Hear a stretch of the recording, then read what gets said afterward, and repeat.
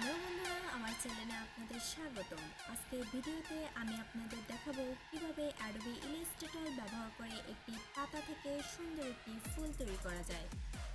তাহলে চলুন শুরু করা যাক।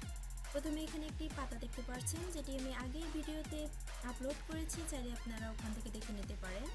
তাহলে এখন আমি এই পাতাটিকে সিলেক্ট করে নেব।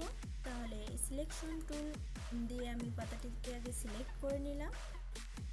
এখন রোটেট টুলে ক্লিক করে পাতাটির ঠিক নিচে আমি অল্টার চেপে ধরে একটি ক্লিক দিলাম, একটি বক্স চলে আসলো। সেখানে আমি ইচ্ছা মতো নিতে পারি 25, আপনারা আপনার ইচ্ছা মতো নিতে পারেন। এখন প্রিভিউ করে দেখতে পারি কতটুকু ডিফারেন্ট হচ্ছে।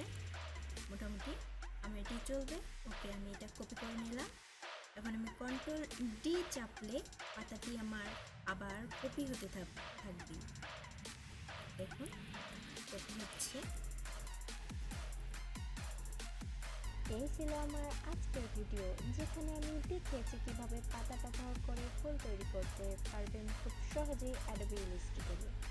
যদি আমার ভিডিওটি ভালো লেগে থাকে তাহলে লাইক করতে ভুলবেন না। আরও নতুন নতুন কন্টেন্ট পেতে আমার চ্যানেলটি সাবস্ক্রাইব করুন। ধন্যবাদ।